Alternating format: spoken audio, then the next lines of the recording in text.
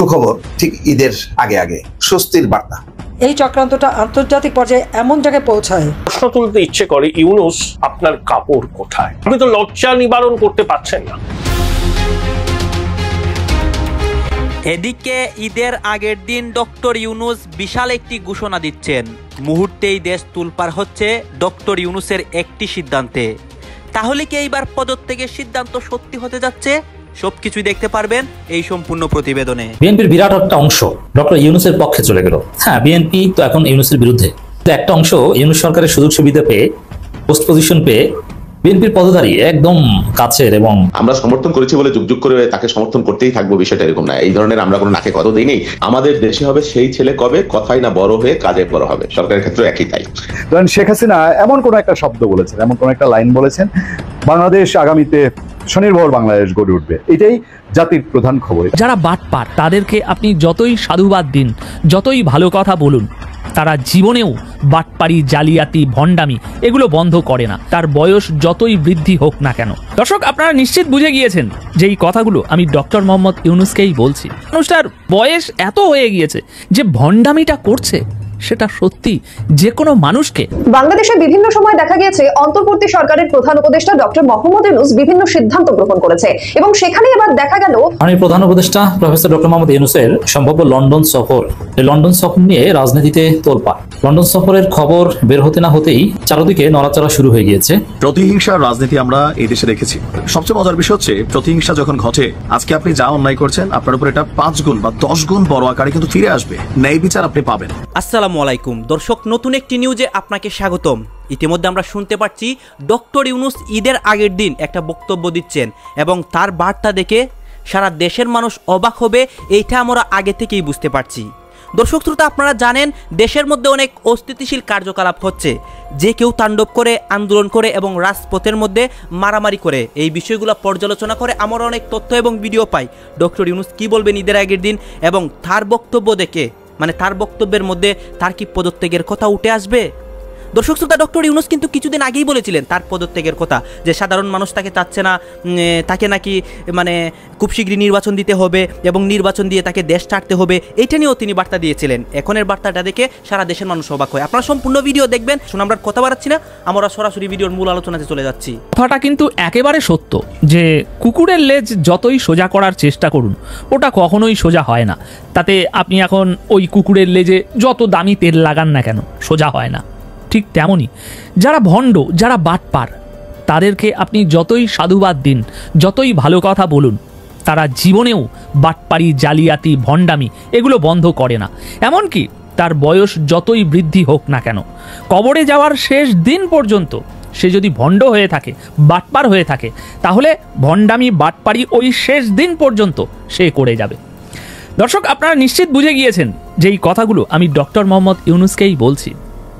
মানুষটার বয়স এত হয়ে গিয়েছে, কিন্তু তা সত্ত্বেও দেশের 18 কোটি মানুষের সামনে যে ভণ্ডামিটা করছে সেটা সত্যি যে কোনো মানুষকে, মানে যারা দুপিঠটা দেখছে, এই ভণ্ডকে ভালোবেসে, অন্ধবিশ্বাস করে যারা এই ভণ্ডের তাবেদারি করছে, তাদের কথা বলছি না, যারা দুটো দিকই দেখছে, তারা সত্যি আজ অবাক যে এই বৃদ্ধ মানুষটা ঠিক কি লেভেলের বাটপার। দর্শক, গতকাল বুধবার গুম সংক্রান্ত তদন্ত কমিশন আপনার ডক্টর মোহাম্মদ ইউনূসের কাছে, বলা ভালো বাটপার মোহাম্মদ ইউনূসের কাছে একটি তদন্ত রিপোর্ট জমা দিয়েছে, এবং সেই রিপোর্টটি পড়ার পর ডক্টর মোহাম্মদ ইউনূস কিন্তু কিছু কথা বলছে, যে কথাগুলো আপনাদেরকে একটু শুনতে হবে। এবং ওনার এই কথার পরিপ্রেক্ষিতে আমি ভিন্ন আরেকটি রিপোর্ট নিয়ে এসেছি, যেটা প্রমাণ করে দিচ্ছে যে এই বৃদ্ধ বয়সী মানুষটা ঠিক কি লেভেলের বাটপার ভাই। এখন গুম সংক্রান্ত তদন্ত কমিশন যে রিপোর্টটি গতকাল ইউনূস সাহেবের কাছে দিয়েছে, সেই রিপোর্টটি পড়ার পর ডক্টর মোহাম্মদ ইউনূস গণমাধ্যমে মন্তব্য করছে যে কি ভয়াবহ এক একটি ঘটনা। আমাদের সমাজের ভদ্রলোকেরা, আমাদেরই আত্মীয় পরিজনেরা গুমের মতো ঘটনাগুলো ঘটিয়েছে, যা গা শিউড়ে ওঠার মতো ঘটনা। এসব কথা জানিয়ে ডক্টর মোহাম্মদ ইউনূস বলছেন, আপনারা যা যা কিছু পেয়েছেন, মানে তদন্ত কমিশন এই গুম সংক্রান্ত বিষয়ে যা যা কিছু পেয়েছেন, তার ভিত্তিতে একটি হরর মিউজিয়াম হওয়া উচিত। হরর মিউজিয়াম বানানোর কথা বলছে ডক্টর মোহাম্মদ ইউনূস। ডক্টর মোহাম্মদ ইউনূসের গা শিউড়ে উঠছে। আমি মেনে নিলাম আওয়ামী লীগ এতটাই অপশাসন করেছে, এত মানুষকে গুম করে দিয়েছে, তাদের উপরে এত নির্যাতন করেছে, তাই ডক্টর মোহাম্মদ ইউনূস এই সমস্ত মন্তব্য করেছে। আমি অ্যাকসেপ্ট করে নিলাম, কিন্তু এটা আমি অ্যাকসেপ্ট করতে পারছি না যে আপনি এই কথাগুলো বলে সেই একই কাজগুলো আপনিও করছেন। মানে এটা তো ভণ্ডামি হয় না। ধরুন আমি আপনাকে বলছি আপনি চোর, কি করে এরকম চুরি করতে পারেন আপনি, কিন্তু পেছনে যদি আমার কাগজপত্র খুলে দেখেন আমি আপনার থেকে অনেক বড় চোর, তাহলে তো আমি ভণ্ড হলাম, তাই না? এবার আসুন, প্রশ্ন তুলতে ইচ্ছে করে, ইউনূস আপনার কাপড় কোথায়?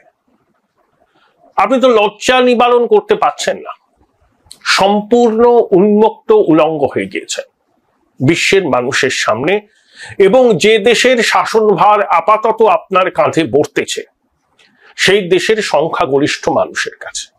কেন বললাম? তার কারণ হচ্ছে সাম্প্রতিক যে ঘটনাটাকে কেন্দ্র করে শুধু বাংলাদেশে নয় সারা বিশ্বে বিতর্ক দানা বেঁধেছে, সেটা হচ্ছে মুক্তিযোদ্ধাদের সংজ্ঞা কি। ইউনূসের অন্তর্বর্তী সরকার প্রথমে যে অধ্যাদেশ জারি করেছিল তাতে বঙ্গবন্ধু, তাজউদ্দিন, নজরুল ইসলাম সহ অনেকেরই নাম মুক্তিযোদ্ধা হিসাবে ছিল না। তারপরে দেশে বিদেশে ব্যাকলাশ হয় এবং তারপর বঙ্গবন্ধু, নজরুল ইসলাম, তাজউদ্দিন প্রমুখ অনেকের নাম আবার মুক্তিযোদ্ধার বন্ধনীতে নিয়ে আসা হয়। পরিকল্পিতভাবে করা হয়েছিল। আসলে জনগণ কি চাইছে সেটা দেখে নেওয়ার জন্য ইউনূস এই কাজটা করেছিলেন। ও প্রথমেই তো বলেছিল না, রিসেট বাটনে পুশ করা হয়েছে, ও মুক্তিযুদ্ধের ইতিহাস ভুলিয়ে দেবে। কুষ্টিয়া জেলার বৈদ্যনাথ তলায় যে স্বাধীন সরকার গঠিত হয়েছিল বাংলাদেশে, পরে যার নাম হয় মুজিবনগর, তারপর সেই সরকার স্থানান্তরিত হয় কলকাতায়, বেতার কেন্দ্র হয়। বঙ্গবন্ধু 25শে মার্চ 1971 সালে মধ্যরাতে যখন বাংলাদেশের স্বাধীনতা ঘোষণা করেছিলেন, সেদিনকেই পাক সেনাবাহিনী তাকে গ্রেপ্তার করে এবং করাচিতে নিয়ে যায়। 10 মাস তিনি পাক জেলে বন্দী ছিলেন। তারপর বাংলাদেশ স্বাধীন হওয়ায় তিনি ফিরে আসেন। বিএনপির বিরাট একটা অংশ ডক্টর ইউনূসের পক্ষে চলে গেল। হ্যাঁ, বিএনপি তো এখন ইউনূসের বিরুদ্ধে, কিন্তু একটা অংশ ইউনূস সরকারের সুযোগ সুবিধা পেয়ে, পোস্ট পজিশন পেয়ে বিএনপির পদধারী একদম কাছের এবং বিএনপির খুব বিশ্বস্ত, তারা এখন ইউনূস সরকারের পক্ষে, মানে বিএনপির বিরুদ্ধে। বিএনপিকে এখন তারা নসিহত করছে। বিএনপি যাদেরকে এই সরকারের পোস্ট পজিশনে বসিয়েছে, বিএনপির লবিং এ যারা পোস্ট পেয়েছে বিএনপি কোটায়, সবাই না, তারা অনেকে এখন বিএনপিকে নসিহত করছে যে ভালো হয়ে যান, নইলে কিন্তু আপনাদের অবস্থা হবে আওয়ামী লীগের মতো। অবাক হচ্ছেন, এটাই সত্য। ইউনূসের মধ্যে একটা সম্মোহনী শক্তি আছে, তার যে মোটিভেশনাল পাওয়ার, তার কাছে গেলে অনেকে গলে যায়। বিএনপিকে দেখেছেন না, বেশ কয়েকবার হাতা কাচিয়ে গিয়েছে, এবার ইউনূসের কাছ থেকে তফারফা করে আসবো, রোড ম্যাপ নিয়ে আসবো, বের হয়ে মিউ মিউ করে। ইউনূস এটা, এই যে মাহমুদুর রহমান মান্না বলেছেন না যে প্রশ্নের জবাব দেন না, মিষ্টি হাসি দিয়ে বিদায় করে দেন। এর মানে কাউকে বিদায় করে দেওয়া এত সহজ তো না, বিদায় করে দিতে পারেন হাসি দিয়ে, এটা একটা ক্যাপাসিটি। সবার মিষ্টি হাসিতে তো আপনি বিদায় হবেন না, কিন্তু ইউনূসের মিষ্টি হাসিতে আপনি বিদায় হন। ইউনূস ক্যান ডু দ্যাট, এটা ইউনূস। ইউনূসের সংস্পর্শে এসে বিএনপির অনেকে পাল্টে যাচ্ছে। এমনকি ইঞ্জিনিয়ার ইশরাককে যদি মেয়র পদে বসাতো, এরকম একটা পরিকল্পনা ছিল যে প্রায় 100 জনকে বিএনপির সরকারের ভেতরে এই বিষয়ে আলোচনা হয়েছিল এবং বিভিন্ন গোয়েন্দা সংস্থা এগুলো নিয়ে কাজ করেছিল যে 100 জন বিএনপি নেতা, তাদেরকে সরকার বিভিন্ন পোস্ট পজিশন দিয়ে, তরুণ বিশেষ করে, কাউকে ফেডারেশনের সভাপতি বানাবে মন্ত্রী মর্যাদায়, বিসিবি, ফুটবল ফেডারেশন, মেয়র অথবা প্রশাসক, নানান জায়গা আছে। অ্যাটর্নি জেনারেল তো পদ একজনকে দিয়েছে, এরকম নানান কিছু আছে যে কাউকে রাষ্ট্রদূত দিয়ে। যেমন এই মুশফিকুল ফজল আনসারী ছিল বিএনপির লোক, এখন কিন্তু তিনি ডক্টর ইউনূসের লোক। এখন কি তিনি বিএনপির স্বার্থে কোনো কাজ বা কথা বলেন বা বলবেন না? তিনি কিন্তু পুরোদস্ত ডক্টর ইউনূস। সাংবাদিক মনির হায়দার থেকে ছিল, আরো অনেক একটা বড় অংশ যারা পিওর বিএনপি পন্থী ছিল, তারা এখন অ্যাবসলিউটলি ইউনূস পন্থী। তারা বিএনপির ইন্টারেস্টের জন্য কাজ করছেন না বা করবেন না। আমি তো কয়েকজনের নাম বললাম। দর্শক, এরকম অনেক আছে বিএনপির ক্রিম। এমনকি এই যে বিএনপির পক্ষে ফডর ফডর করে কয়েকজন বের হয়েছে না, যেমন শাহেদ আলম, ইসকন শাহেদ বলা হয় যাকে, বা বিরানি খলিল, নানান লোকজন আছে। এরকম আরো কিছু লোক আছে যারা বিএনপির পক্ষে এখন বলে।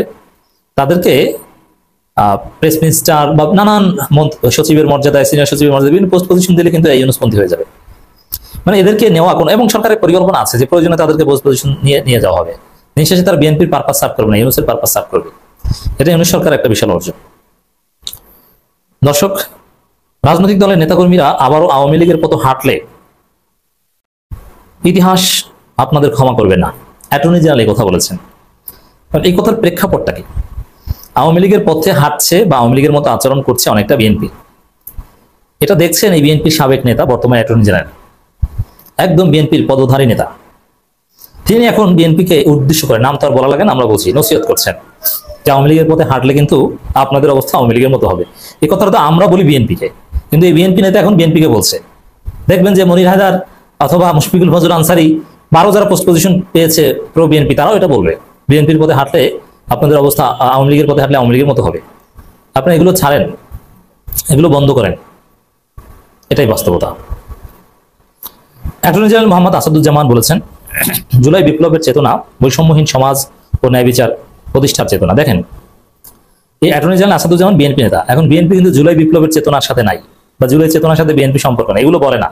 আমরা সমর্থন করেছি বলে যুগ যুগ করে তাকে সমর্থন করতেই থাকবো, বিষয়টা এরকম না। এই ধরনের আমরা কোনো নাকে কত দিই নেই। আমাদের দেশে হবে সেই ছেলে কবে, কথাই না বড় হয়ে কাজে বড় হবে। সরকারের ক্ষেত্রে একই তাই। আমরা সারাদিন ইন্ডিয়া নিয়ে আলাপ করি, চর্বিত চর্বণ করি, বা যুক্তিসঙ্গত বলি, বাস্তব কথাও তুলে ধরি, কখনো অবাস্তবও বলি। হয়েছে কি, আপনি যখন এই ধরনের গভর্নমেন্ট, তো মানে সত্যিকার অর্থে একটা দুর্বল সরকার হয়ে থাকে, মানে এক গাছের সাল আর এক গাছের বাকল মিলিয়ে একটা সরকার। আর গভর্নেন্স তো অলওয়েজ পলিটিক্স, অ্যাবসলিউট পলিটিক্স। মানে সেটা ভাবছেন ছাল বাকল মিলিয়েই সরকার হয়েছে। হ্যাঁ, এটাই আসলেই তো তাই। ধরুন একটা পলিটিক্যাল পার্টি হয় কি, তাদের একটা টিম থাকে, দীর্ঘদিনের জানাশোনা, আন্ডারস্ট্যান্ডিং, ওয়ার্কিং রিলেশন থাকে, প্রত্যেকে ভালোভাবে জানতে পারে, বুঝতে পারে, বা একটা কমান্ড থাকে সেন্ট্রাল। আর এই গভর্নমেন্ট হয়েছে কি, 12 জায়গাতে 12 জন মানুষ, বিশেষ করে আমাদের চিফ অ্যাডভাইজার, ওনার নিজস্ব যারা পরিচিত, বেশিরভাগ ক্ষেত্রে এরকম হয়েছে। তারপর অনেকেরই বাংলাদেশের বাস্তব ভিত্তি বা রাজনৈতিক বাস্তবতা, সামাজিক বাস্তব এই সম্পর্কে কম ধারণা আছে।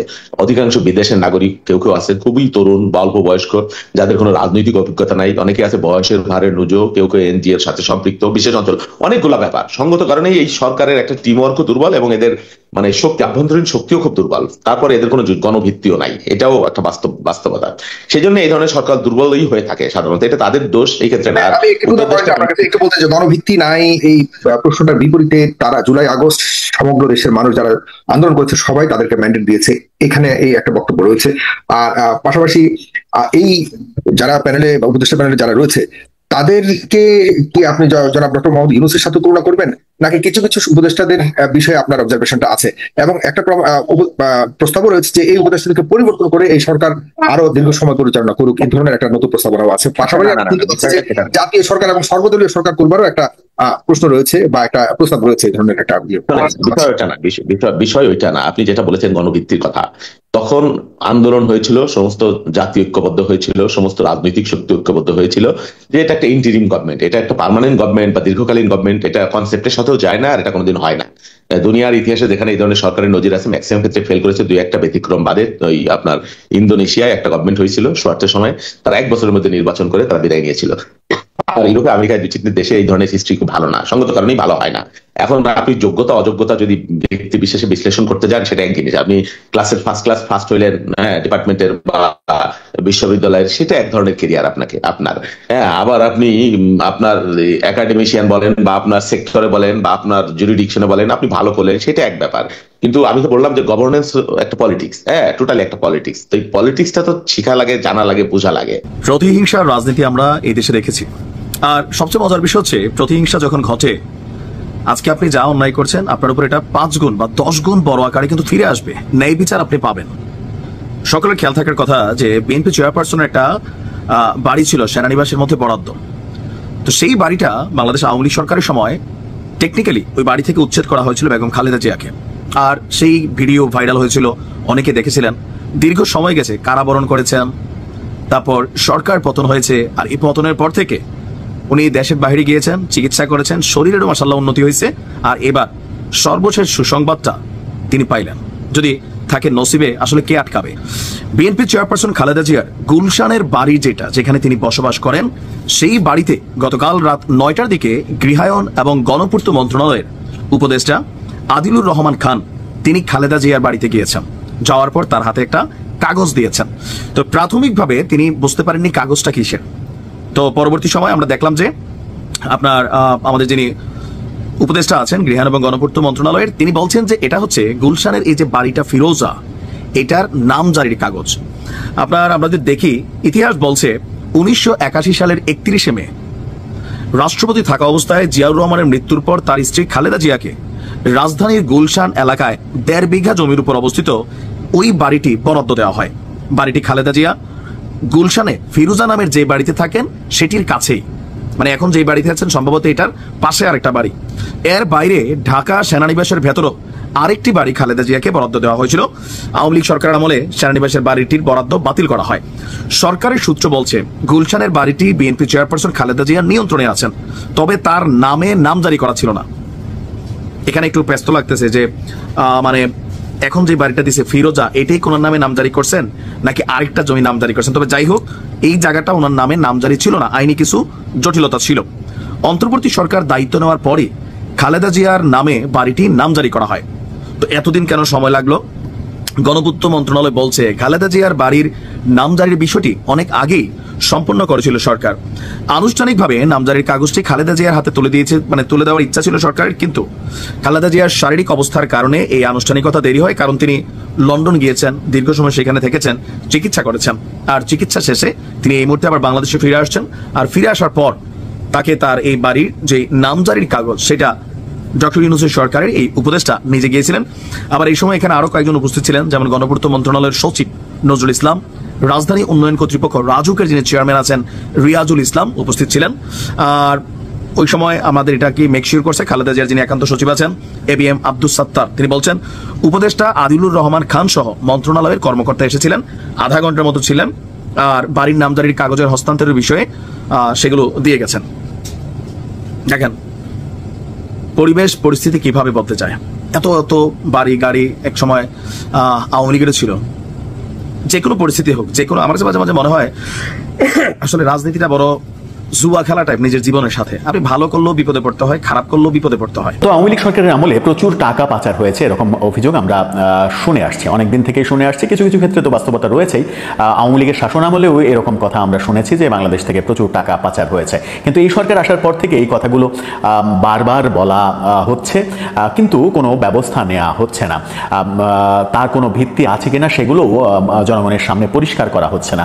কোন কোন দেশে কত টাকা পাচার হয়েছে সেই তথ্য যদি সরকারের কাছে থেকে থাকে, তাহলে সরকার কোনো রকম স্পষ্ট বিবৃতি দিচ্ছে না, স্পষ্ট কোনো পরিসংখ্যান দিচ্ছে না। যেমনটা আমরা দেখেছি যে ভারতের সঙ্গে বাংলাদেশের শেখ হাসিনার আমলে ভারত বাংলাদেশের যে চুক্তি নিয়ে সমালোচনা হয়, যে প্রচুর চুক্তি শেখ হাসিনা দেশের বিরুদ্ধে করেছেন, কিন্তু এই সরকার গত 10 মাসে একটি চুক্তিরও পরিসংখ্যান সামনে আনেনি। বরং আদানির সঙ্গে চুক্তির পরিপ্রেক্ষিতে সরকার এসে প্রথম বিদেশি কাউকে টাকা দিয়েছে, সেটা আদানিকেই দিয়েছে।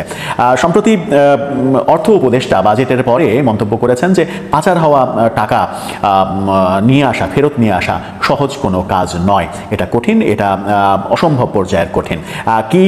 কোন প্রেক্ষাপটে তিনি মন্তব্য করলেন এবং তার পরিসংখ্যান কোনো কিছু আছে কিনা সেই আলোচনা করার চেষ্টা করবো এই ভিডিওতে। যাচ্ছি মূল ভিডিওতে। পাচার হওয়া টাকার কথা বলছিলাম, যে বলা হয়, অভিযোগ করা হয় আওয়ামী লীগ সরকারের আমলে প্রচুর টাকা বিদেশে পাচার করা হয়েছে। আমরা আওয়ামী লীগ সরকার ক্ষমতায় থাকাকালীনও এই অভিযোগ উঠতে শুনেছি এবং কিছু কিছু ক্ষেত্রে ব্যাপারগুলো সত্য এরকমও আমরা জেনেছি। কিন্তু এই সরকারের আমলে বারবার এই কথাটা বলা হচ্ছে, কিন্তু তার কোনো ফিরিস্তি সামনে তুলে ধরা হচ্ছে না। তাহলে কি সরকারের কাছে আদৌ কোনো তথ্য নেই, কোনো পরিসংখ্যান নেই যা সরকার জনগণকে স্পষ্ট করতে পারে?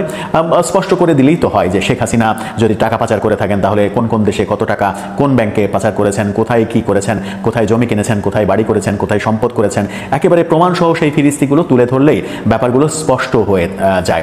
যখন এই ফিরিস্তি আমরা স্পষ্ট হতে দেখছি না, তখন শেখ হাসিনার ভারতের সঙ্গে বাংলাদেশের নানা রকম স্বার্থবিরোধী চুক্তির কথা যে বারবার বলা হচ্ছে, সেই ব্যাপারেও কোনো পরিসংখ্যান দেখছি না। টাকা পাচার এবং সেইটা ফিরিয়ে আনা ব্যাপারে অর্থ উপদেষ্টা তিনি কি বলেছেন? তিনি সম্প্রতি বাজেট ঘোষণার পরে সংবাদ সম্মেলনে দাবি করেছেন, বলেছেন যে পাচার হওয়া টাকা ফেরত আনার বিষয়ে বাজেটে কি আছে সেই প্রশ্নের উত্তরে তিনি বলেছেন, পাচার হওয়া কালো টাকা দেশে আনার বিষয়ে বাংলাদেশ ব্যাংকের গভর্নরের নেতৃত্বে কাজ হচ্ছে।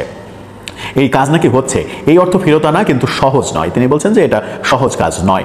যারা টাকা পাচার করে তারা খুব বুদ্ধিমান লোক, লেয়ারিং করে করে টাকা পাচার করে, এমন না যে ধপ করে টাকা পাঠিয়ে দিলাম। আপনি কোথায় টাকা পাঠাবেন সেটা সরাসরি না, ঘুরে ঘুরে টাকা যায়, এগুলো ট্রেস করা হচ্ছে, সময় লাগবে তবুও প্রোগ্রেস হচ্ছে।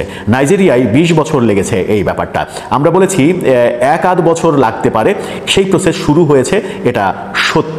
অর্থাৎ নাইজেরিয়ার উদাহরণ দিয়ে তিনি বলেছেন যে এটা নাইজেরিয়াতে 20 বছর লেগেছে, আমাদের কত সময় লাগবে, হয়তো 1 বছর লাগবে।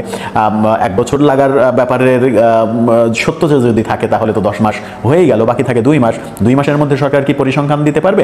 নাকি শুধুই বলা হচ্ছে যে আওয়ামী লীগ প্রচুর টাকা পাচার করেছে, এগুলো প্রোপাগান্ডা হিসেবেই থাকবে? প্রোপাগান্ডা কেন বলছি, সরকার যতক্ষণ পর্যন্ত না প্রমাণ হাজির করতে পারবে, যেটা অর্থ উপদেষ্টা স্বীকারও করেছেন যে টাকা পাচার যারা করে তারা বুদ্ধিমান লোক হয়, বিভিন্ন লেয়ারে টাকা পাঠায়, বিভিন্ন হাত ঘুরে ঘুরে হয়তো 10 নাম্বার 15 নাম্বার হাতে গিয়ে টাকাটা বিদেশে যায়। এই যে হাত ঘুরতে ঘুরতে টাকা যায়, সেই হাত ঘোরার যে সার্কেলটা, সেই সার্কেলটা ট্রেস করাটা কিন্তু খুব কঠিন কাজ। জামাত ইসলামের বিরুদ্ধে একটা গভীর ষড়যন্ত্র এবং চক্রান্ত শুরু হয়েছে। জামাত ইসলাম এই সূক্ষ্ম ষড়যন্ত্র ধরতে পেরেছে বলে আমাদের কাছে মনে হচ্ছে না।